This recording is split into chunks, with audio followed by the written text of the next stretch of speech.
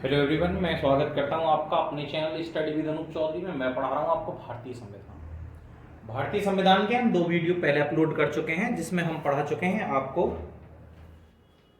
भारतीय संविधान का इतिहास प्रारंभ से 1726 का राजलेख, 1773 का रेगुलेटिंग एक्ट, उसके बाद हमने पढ़ाया था एक्ट ऑफ सेटलमेंट 1781, फिर से इंडिया एक्ट 1784 और 1786 का अधिनियम। मैं यहां तक आपको करवा चुका हूं। अब हम जो करवा रहे हैं, हम करवा रहे हैं 1793। हम करवा रहे हैं आपको 1793 का चार्टर एक्ट। ये है 1793 का चार्टर एक्ट। क्या क्या हुआ था ये देख लीजिए 1793 के चार्टर एक्ट के तहत।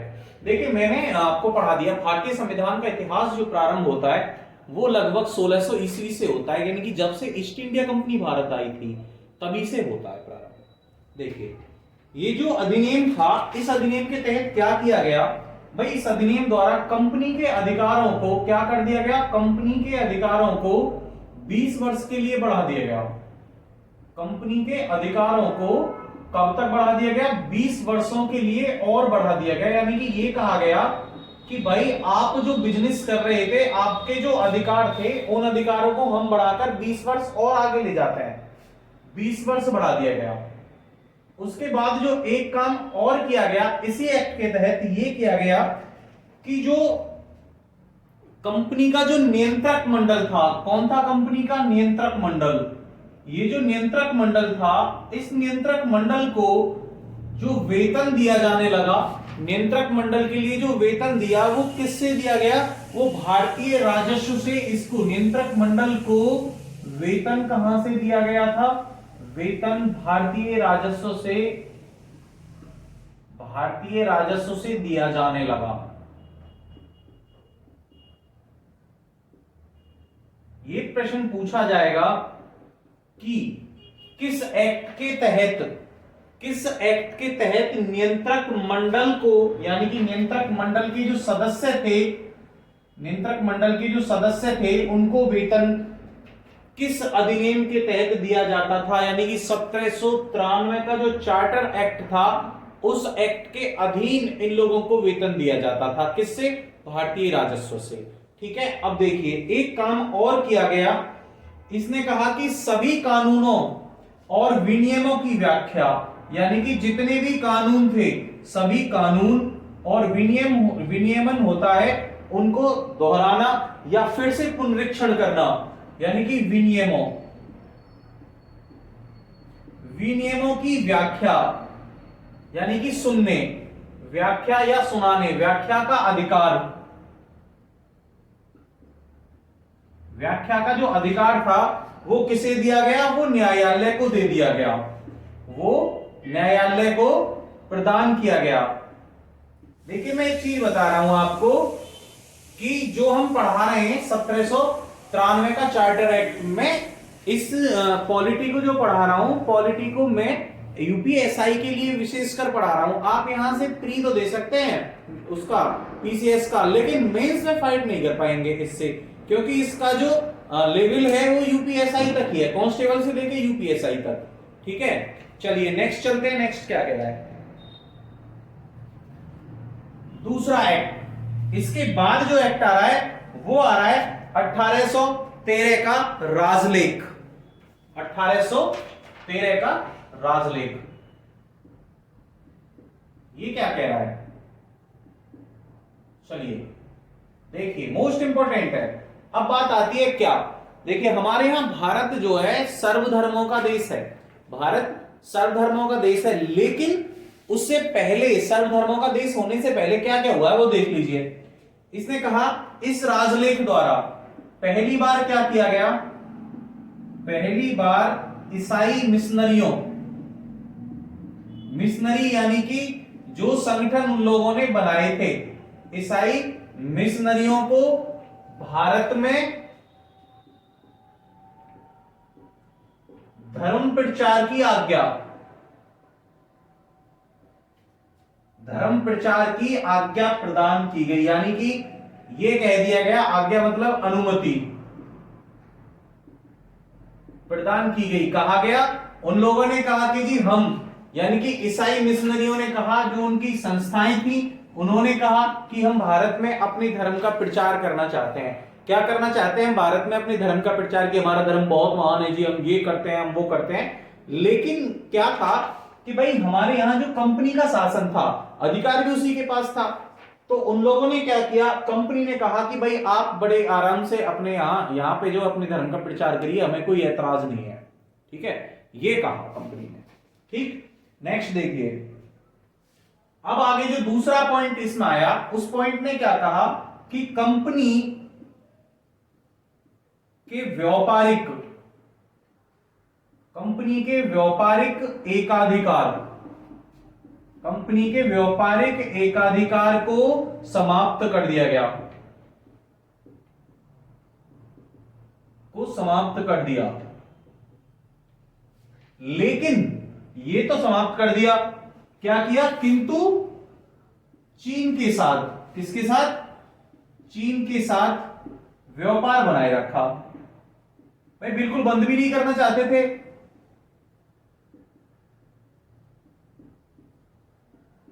ये लोग क्या है, ये लोग बिल्कुल उसको बंद भी नहीं करना चाहते थे। इन लोगों ने क्या किया कि हम चीन के साथ, इन्होंने कहा कि एकाधिकार का मतलब जो सिर्फ कंपनी का जो शासन था, इन लोगों ने उसको तो खत्म कर दिया, उसके अधिकार को। लेकिन क्या है, चीन के साथ उसको अधिकार दे के रखा कि आप चीन के साथ व्यापार करती रहिए। किसके साथ? चीन के साथ व्यापार करते रहिए, हम आपको नहीं रोकेंगे। ठीक है, अच्छा आगे क्या कहा इन लोगों ने इसी अमेंडमेंट में, यानी कि इसी अधिनियम में क्या कहा? देखिए, नाम था राजलेख, यानी कि राजा के यहां से पारित किया हुआ। इंग्लैंड से आते थे ये सब, यहां कुछ नहीं होता था। इन्होंने क्या कहा? इन्होंने कहा कि भारतीय जो लोग थे, यानी कि भारतीयों, भारत के व्यक्ति, भारतीयों को शिक्षा पर प्रतिवर्ष, सब बच्चों को पता होना चाहिए, प्रतिवर्ष 1,00,000 रुपए, कितना? 1,00,000 रुपए, मात्र 1,00,000 रुपए खर्च करने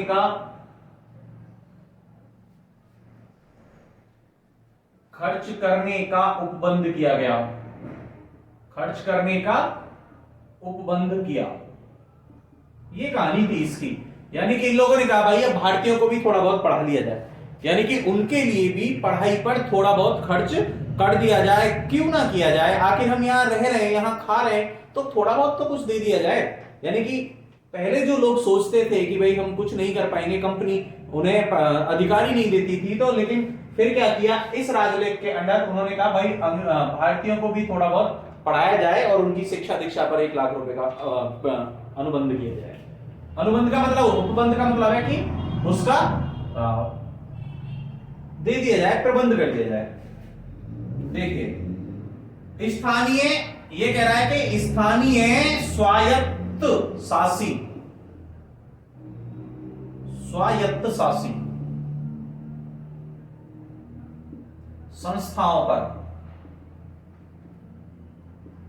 संस्थाओं को करारोपण, यानी कि टैक्स, करारोपण का अधिकार दिया गया। कहा गया, देखिए मैं आपको बताता हूं, अधिकार दिया।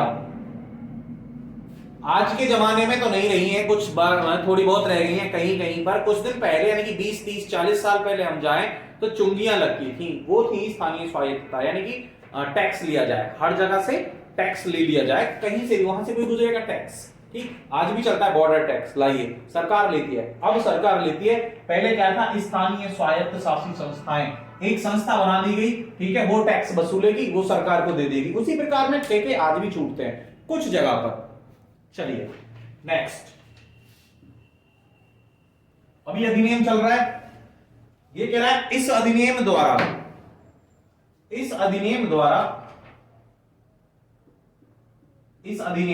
किसके? 1813, इस अधिनियम द्वारा, कहां? कलकत्ता सबसे पहले, फिर मुंबई, अब मुंबई हो गई है,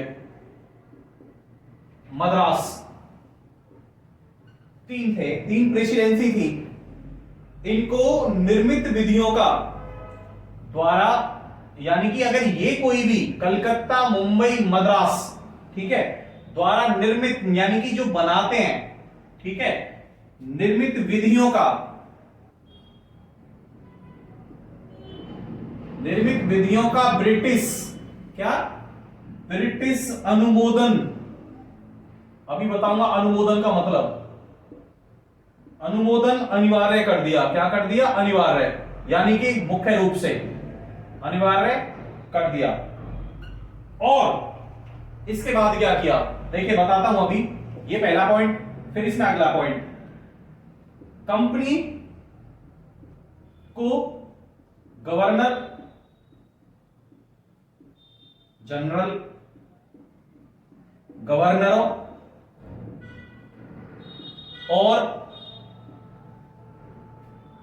और प्रधान सेनापतियों, और कौन, और प्रधान सेनापतियों,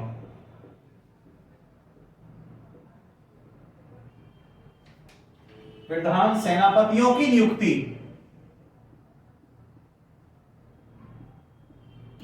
का अधिकार दे दिया गया।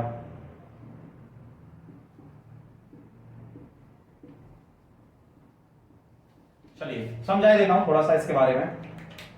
इन्होंने क्या किया, इन्होंने किया कि भाई देखिए ये अधिनियम जो था कौन सा, 1813 वाला जो अधिनियम था, इसमें क्या किया, इस अधिनियम के द्वारा कलकत्ता जो प्रेसिडेंसी थी, मुंबई जो प्रेसिडेंसी थी, और मद्रास जो प्रेसिडेंसी थी, यानी कि 3 प्रेसिडेंसियां थी उस वक्त, कलकत्ता, मुंबई और मद्रास।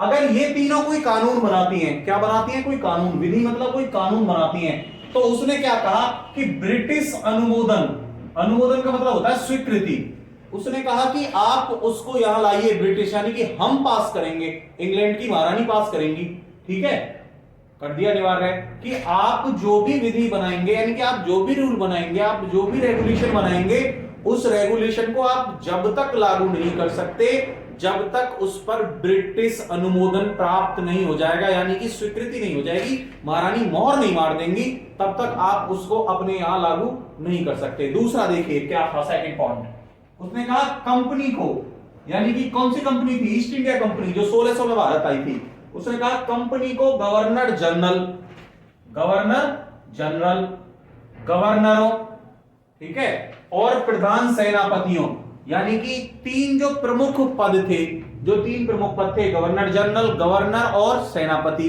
प्रधान सेनापति सेनाओं के, उनकी नियुक्ति का जो अधिकार था वो किसको दे दिया गया, वो दे दिया गया किसको, कंपनी को। यानी कि ये कहा कि अब ब्रिटिश सरकार ना उनको उनका चुनाव करेगी, बल्कि उनका चुनाव कौन कर लेगी, कंपनी कर लेगी। चलिए ये था आपका कौन सा, 1813 का राजलेख। अब चलते हैं बेटा 1833 के राजलेख पर, ठीक है, किस पर, 1833 के राजलेख पर। मैं बता रहा हूं बेटा 1833 का राजलेख। देखिए 1833 के राजलेख को किसके लिए जाना जाएगा, भारत का प्रथम गवर्नर जनरल बनाया गया था 1833 के राजलेख द्वारा, ठीक है, इसे इसी के लिए जाना जाएगा। और कौन बनाया गया था, लॉर्ड विलियम बेंटिक। किसे बनाया गया, लॉर्ड विलियम बेंटिक। ये प्रश्न पूछा जाता है, छोटे भी एग्जाम में पूछा जाएगा, बड़े भी एग्जाम में पूछा जाएगा, किसी भी एग्जाम में इस क्वेश्चन को पूछा जा सकता है कि भारत का प्रथम गवर्नर जनरल कौन था। तो भारत का प्रथम governor general Lord William Bentinck था। कौन था, लॉर्ड विलियम बेंटिक। चलिए आगे चलते हैं, ठीक, इसके तहत भी क्या कहा कि कंपनी का जो अधिकार था, कंपनी का जो अधिकार था वो 20 वर्ष और बढ़ा दिया गया, 20 वर्ष और बढ़ा दिया। यहां से उन्होंने कहा भाई हम बढ़ाते ही रहेंगे, उन्होंने कहा हम शासन करने ही तो आए हैं, यानी कि हम कहां, भारत पे शासन करने ही तो आए हैं, इसीलिए तो बढ़ा रहे हैं। अगर हमें शासन नहीं करना होता तो हम बढ़ाते ही नहीं, हमें क्या जरूरत थी, हम आए 4-6 दिन बाद हम चले गए, शासन करना था इसीलिए हम बढ़ाते गए। और देखिए इसने क्या कहा, इसने कहा कि बंगाल के, क्या कहा, बंगाल के गवर्नर जनरल को, दूसरा पॉइंट क्या था, ये था बंगाल के गवर्नर जनरल को क्या कर दिया, पूरे भारत का, क्या कर दिया, पूरे भारत का गवर्नर जनरल बना दिया। और कौन बनाया, कौन बना दिया भैया, ये बना दिया भाई साहब, कौन, लॉर्ड विलियम बेंटिक। किसको बना दिया? लॉर्ड विलियम वेंटिक को। और क्या कर दिया इन्होंने एक नया चीज और बोल दिया कि इन्होंने कहा कि गवर्नर जनरल को, किसको? गवर्नर जनरल को पूरे भारत में कानून बनाने का अधिकार दे दिया गया। कानून बनाने का अधिकार दे दिया। ये कहा क्या? देखिए, पहले अभी मैं पिछले राजलेख में पढ़ाया था, कौन से में? 1813 वाले में। 1813 वाले राजलेख में मैंने पढ़ाया था कि कलकत्ता, मुंबई और मद्रास 3 प्रेसिडेंसी कानून बनाएंगी, ठीक, 1813 के राजलेख में। लेकिन क्या है, उनको ब्रिटिश से अनुमोदन लेना पड़ेगा, यानी कि स्वीकृति लेनी पड़ेगी। लेकिन जब 1833 का नंबर आया, यानी कि 1833 का जब राजलेख आया, तो इन्होंने क्या कह दिया कि भाई हम जो गवर्नर जनरल था, कहां का? बंगाल का। कहां का था? बंगाल का। ये जो गवर्नर जनरल था बंगाल का, हमने इसको बना के पूरे भारत का गवर्नर जनरल बना दिया। हमने कहा कि हम अब उस व्यक्ति को एक जगह नहीं रख सकते, हम उसको संपूर्ण पूरा भारत दे रहे हैं। क्या दे रहे हैं? पूरा भारत। और हम उसे यही अधिकार दे रहे हैं। क्या अधिकार दे रहे हैं? कि अब वो भारत में कानून भी बनाएगा, यानी कि वो शासन ही नहीं करेगा, यानी कि अब वो नियम बनाएगा जो पहले तीनों प्रेसिडेंसियां बनाती थी। अब ये वो व्यक्ति, यानी कि वो प्रेसिडेंसियां नियम नहीं बनाएंगी। कौन बनाएगा? गवर्नर जनरल, यानी कि लॉर्ड विलियम वेंटिक बनाएगा। ठीक है, चलिए एक और क्या था?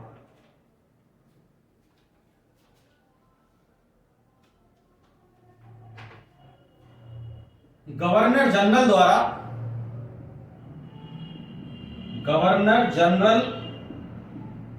की परिषद यानी कि संस्था की परिषद द्वारा पारित कानून को अधिनियम कहा जाने लगा। क्या कहा जाने लगा? अधिनियम कहा जाने लगा। अधिनियम कहा जाने लगा।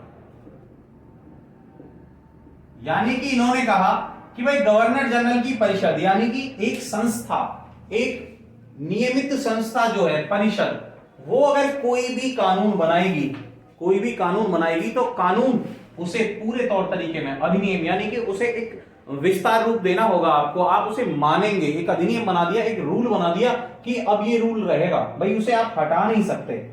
ठीक, अच्छा, इसके तहत मैंने बता तो दिया आपको कि जब गवर्नर जनरल को पूरे भारत का जनरल बनाया गया था और उसे पूरे भारत में कानून बनाने का अधिकार दे दिया गया, तो सीधी सी बात है क्या कि कलकत्ता, मुंबई और मद्रास प्रेसिडेंसियां जो कानून बनाती थी, ब्रिटिश अनुमोदन जिन्हें प्राप्त होता था, इसका मतलब क्या है कि उनसे कानून बनाने की शक्ति छीन ली गई। देखिए, मुंबई यानी कि बंबई जो उस वक्त थी, बंबई, मद्रास की परिषदों से कानून बनाने की शक्ति,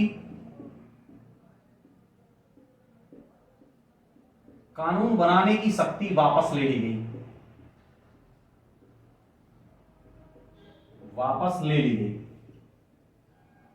ये कहानी थी। यानी कि जब इस व्यक्ति को, सीधी सी बात है कि जब हम अपने अधिकार किसी दूसरे को देंगे, पहले जिसके पास थे उससे छीन लिए जाएंगे, तभी दूसरे के पास जाएंगे, वरना उसको अधिकार देने का कोई औचित्य ही नहीं रह जाएगा। या फिर हमने जब नए को अधिकार दे दिए गए, तो जो पुराने को अधिकार दे रखे थे हमने, जो अधिकार हम नए वाले को दिए हैं, जो वही अधिकार अगर हमने पुराने को दे रखे थे, तो अब वो अधिकार भी नहीं रहे। जब हमने नए वाले को दे दिए तो पुराने के पास नहीं रहे, और अगर हमने पुराने वाले से नए को दे दिए तो सीधी सी बात है पुराने से छीनने पड़ेंगे। तो देखिए, यही कहानी थी। यानी कि कहानी क्या थी कि जब इसको कानून बनाने का अधिकार दिया गया, तो हमने क्या किया, हमारी जो प्रेसिडेंसियां थी उनकी परिषदों से भी क्या थी, उन्हें कानून बनाने की जो शक्ति थी वो हमने वापस ले ली गई। ठीक, और इसी में क्या किया गया, इसी में देखिए, चलिए नेक्स्ट, इसमें एक चीज और की गई कि कंपनी का जो व्यापारिक एकाधिकार था, कंपनी का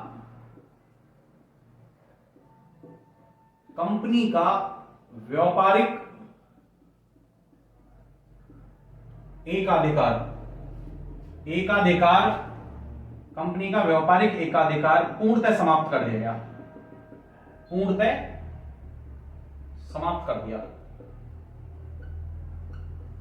अभी 1833 में ही मैं पढ़ के आ रहा हूं, आपको बता रहा था कि उसने कहा था 1813 वाले में कि उसने कहा कि भाई कंपनी का जो व्यापारिक एकाधिकार था उसको समाप्त कर दिया, लेकिन चीन के साथ जो व्यापार था उसको आज्ञा दे दी गई थी कि आप चीन के साथ कर सकते हैं किसी भी कंडीशन में। लेकिन अब जो 1833 थी उसने कहा आप सबको बंद करिए, किसको? चीन को भी बंद करिए, आप किसी के साथ भी व्यापार नहीं कर सकते, यानी कि अपनी मर्जी से। एकाधिकार, व्यापारिक एकाधिकार, अकेले का जो व्यापार था, यानी कि कंपनी जो अपनी मर्जी से व्यापार कर रही थी, अब क्या था? एक परिषद बनाई गई, उसके अधीन आप जो भी काम करेगी, कंपनी जो भी काम करेगी उस परिषद के अधीन काम करेगी। इस तरीके में आपको सारे काम करने हैं, ठीक है? ये किया गया।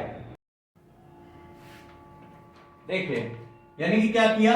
कंपनी का जो व्यापारिक एकाधिकार था उसे पूरे तरीके में समाप्त कर दिया गया।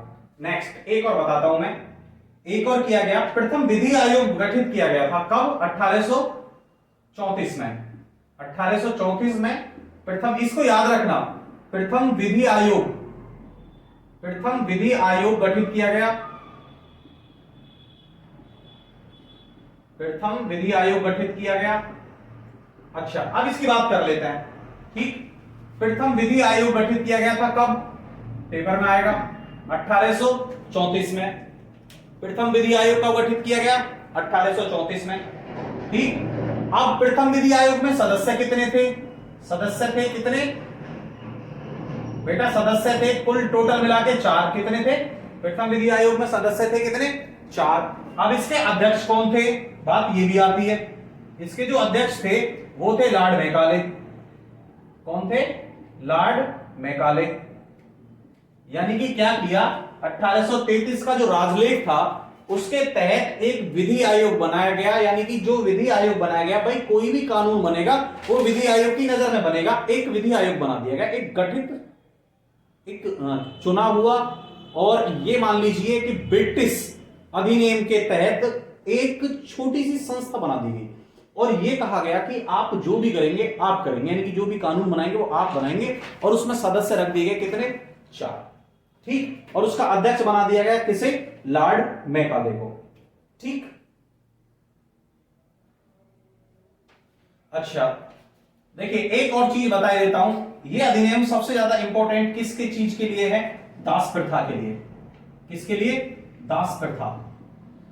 दास प्रथा को इस अधिनियम के द्वारा क्या कर दिया गया? विधि विरुद्ध, यानी कि नियम के अनुसार आप दासों को नहीं रख सकते।